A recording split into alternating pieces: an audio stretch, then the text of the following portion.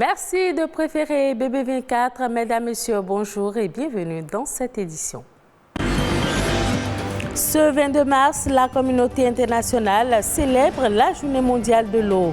Cette année, la célébration vise à sensibiliser la population afin d'accélérer le changement pour résoudre la crise de l'eau et de l'assainissement. Restaurer le couvert végétal pour atténuer les effets néfastes du changement climatique, c'est la vision de l'ONG CEDV et de son partenaire Graines de Vie. Les deux organisations distribuent depuis quelques années des plans gratuitement à la population béninoise. Séance de sensibilisation sur la cybercriminalité, la sextorsion et la protection des données personnelles. C'est de cette façon que l'ONG Enabel a célébré la Journée internationale de la femme.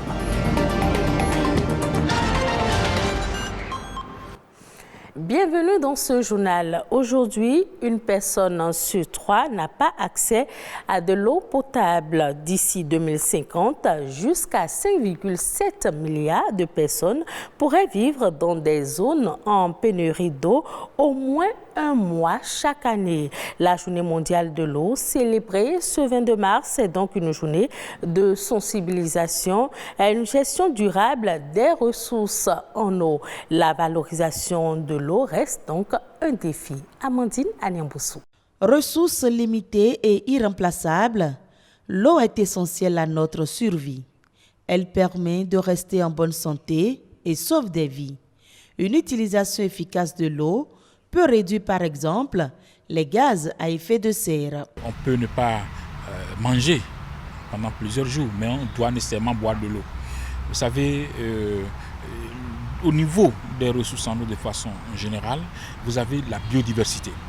La biodiversité au niveau des plantes, au niveau, n'est-ce pas, des animaux aussi, c'est la même chose. Les ressources en eau aujourd'hui, surtout les eaux de surface, sont indispensables pour l'approvisionnement en eau potable, l'alimentation en eau. Alors que les sociétés s'emploient à concilier les demandes en eau, les intérêts d'un grand nombre de personnes ne sont pas pris en compte.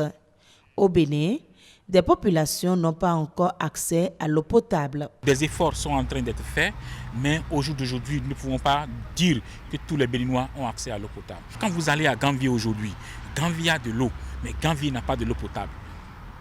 Quand vous allez à Gonvey, dans l'arrondissement de Pédekwa, la commune de Zanyanado, ils n'ont pas de l'eau potable parce que l'eau qu'ils boivent, c'est de l'eau de la nappe phréatique. Je dis des efforts sont en train d'être faits, mais tant que tout n'est pas encore parfait, c'est qu'il reste encore à faire. L'eau a une valeur incalculable et complexe. La valoriser revient à contribuer au développement économique du pays.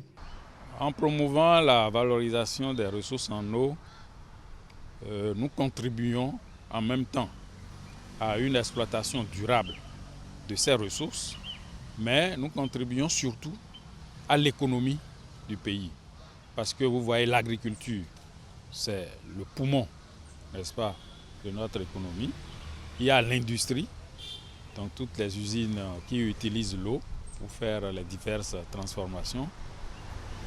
Le commerce et l'industrie touristique aussi, qui attire des touristes. Tout cela contribue au produit intérieur brut du pays et donc à l'économie du pays. Sur nos plans d'eau de façon générale, lorsque on va faire des aménagements tels que les dragages, on pourra faire le transport fluvial. La pisciculture autour de ces plans d'eau, on doit pouvoir le faire. C'est une manière de valoriser. Au niveau des plans d'eau, vous avez des oiseaux qu'on appelle des oiseaux aquatiques. On peut aussi valoriser ces oiseaux-là en développant, n'est-ce pas, des services écosystémiques autour de tout ça. Donc, essayons au maximum de sauvegarder la valeur de nos ressources en eau. Que ce soit les plans d'eau, que ce soit les cours d'eau, que ce soit les eaux souterraines, c'est des éléments indispensables pour la vie et nous devons les sauvegarder, les protéger. Le rôle le plus important que joue la valorisation de l'eau se trouve donc dans la gestion de la demande et une meilleure allocation entre les utilisations.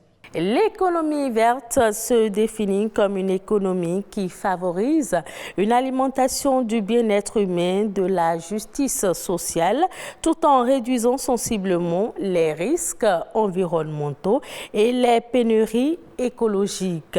Elle regroupe des métiers à vocation environnementale, parmi lesquels le reboisement.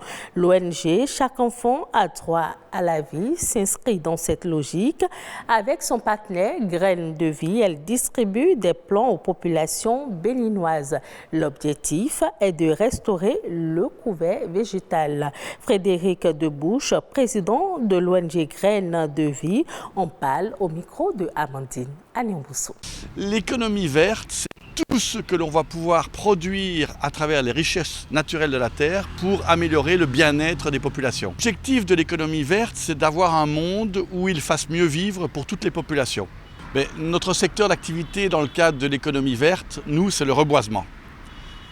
Donc nous mettons à disposition des populations qui le souhaitent en Afrique des arbres, gratuitement et bénévolement. Et améliorer à travers cela toutes les ressources alimentaires et économiques des populations. Nous donnons à la population des arbres fruitiers, mais aussi des arbres forestiers qu'ils vont pouvoir planter sur leur terrain, dans leur commune, le long des routes, dans les écoles, pour améliorer le couvert forestier. Et la moitié de ces arbres sont des arbres de rente qui vont améliorer donc les ressources alimentaires et économiques de la population. Après 2 ans, nous avons déjà 28 pépinières dans 28 communes du Bénin. Vous avez 77 communes, nous sommes déjà donc présents dans presque une commune sur 2 au Bénin. Et notre objectif, c'est d'essayer de faire davantage et de pouvoir donner un maximum d'arbres à tous les gens qui souhaitent en planter. Le Béninois est assez conscient qu'il faut protéger l'environnement parce que vous souffrez également du réchauffement climatique. Les pluies sont quand même fort irrégulières, les problèmes d'eau, de sécheresse, etc. Et donc, comme partout, ces problèmes génèrent une prise de conscience. Et cette prise de conscience ne doit pas rester vaine. Il faut qu'on donne une possibilité aux gens d'agir à travers cette prise de conscience. C'est pour ça que nous venons et nous leur disons, oui, il faut bouger, il faut faire quelque chose. La meilleure chose à faire, c'est de restaurer le couvert forestier du Bénin à travers les plantations d'arbres. L'arbre est un puits de carbone. Il absorbe le carbone que nous, êtres humains, nous envoyons de trop dans l'atmosphère. Il est facile de comprendre donc que c'est un moteur très important pour atténuer les inconvénients du réchauffement climatique. Regardez chez vous. Vous avez certainement dans votre jardin un vieil arbre.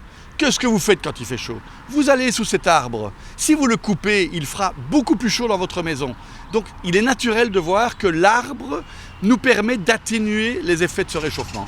Journée internationale des droits de la femme, Enabel Benin célèbre l'édition 2023. Autour du thème retenu cette année, l'organisation belge qui met en œuvre plusieurs programmes au Bénin a organisé le vendredi 17 mars une séance de sensibilisation sur la cybercriminalité, la sextorsion et la protection des données personnelles. Blaise Adampo, Petroni Lokoso.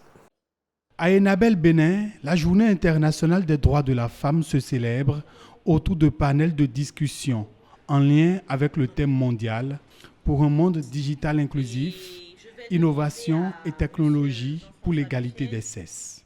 Tout le monde a un smartphone, voilà. Donc ça va toutes et tous nous intéresser. Forcément, on est là dans le cadre des droits du Journée de la femme, mais en tant qu'homme, on est aussi extrêmement intéressé par cette information. Donc messieurs, je vous invite à être particulièrement attentifs et derrière à ce qu'on joue notre partition par rapport à tous ces enjeux. J'ai déjà pu remarquer en suivant les médias que les brouteurs, ou comme on les appelle apparemment ici les gay men, sont sans pitié. Partant de ces observations, Enabel au Bénin a décidé avec le soutien de l'ambassade d'organiser donc dans le cadre de la GIF une série d'activités visant à promouvoir l'accès des filles et des femmes à la numérisation. Le premier panel est intitulé « Cybercriminalité et sextorsion ».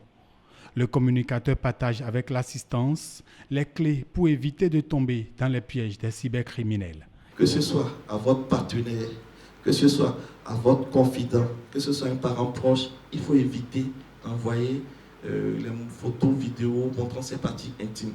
En cas de sextorsion, il faut cesser toute communication avec le chanteur, sauvegarder les discussions, soit faire des captures d'écran et signaler le cas en appelant le 166 ou en se rendant à l'OCRC. Le deuxième panel est lui relatif à l'hygiène numérique et à la protection des données personnelles. Il y a les paramètres de confidentialité que tout un chacun doit pouvoir réviser. Aussi, tous nos portables, d'accord, nos terminaux doivent être protégés par un mot de passe. Les deux panels sont enrichissants La preuve, ils ont suscité des préoccupations et beaucoup de questions de la part des femmes et hommes présents pour cette matinée de sensibilisation initiée par Enabel Benin. Hors du Bénin, les start-up africaines engagées dans la lutte contre le changement climatique ou l'adaptation ont levé des financements d'un montant total de 1,17 milliard de dollars en 2022, soit environ 711 milliards de francs CFA. Appelées Green Tech ou encore Clean Tech, ces jeunes pousses sont actives dans plusieurs secteurs dont les énergies renouvelables, la mobilité durable, le bâtiment vert, la gestion des ressources hydriques, le reboisement, la gestion des déchets et l'agriculture durable. Au total, l'Afrique compte plus de 500 start-up climatiques, dont 147 ont pu lever des fonds auprès des acteurs locaux et internationaux de capital risque depuis 2015. La suite de l'actualité au plan international, c'est dans Eco-Inter qui porte la signature de Reine Ouéha.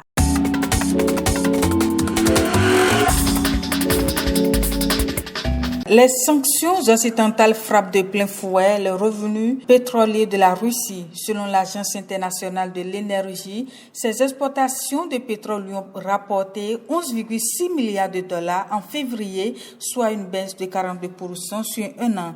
Le but est de permettre à Moscou de continuer à vendre son brut et à éviter ainsi le risque de pénurie sur le marché mondial. Cette perte de revenus correspond au scénario voulu par les pays du G7, l'Australie et l'Union européenne. L'AIE prévoit une demande record de 102 millions de barils par jour, soit une hausse de 2 millions par rapport à l'an dernier.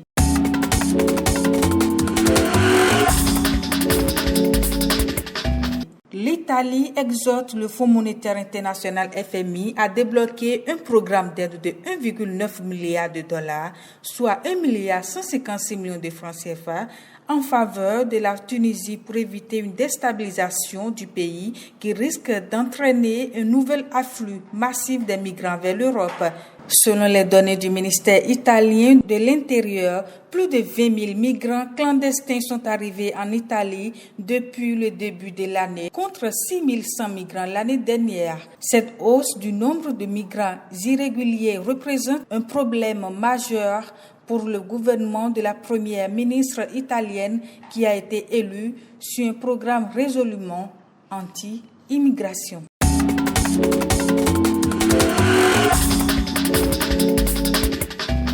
Et puis, Argentine est en proie à une sécheresse historique, ce qui engendre une conséquence négative sur les récoltes de cette année. C'est le cas pour le maïs, avec des prévisions de production qui n'en finissent plus d'être revues à la baisse.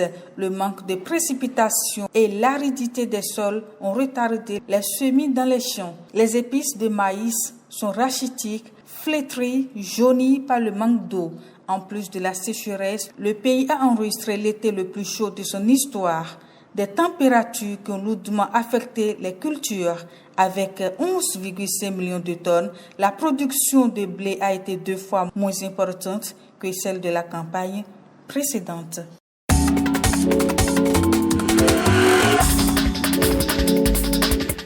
Et ce sera tout pour cette édition. Merci de l'avoir suivi. Retrouvez ce journal sur le site de l'ORTB, www.ortb.pj.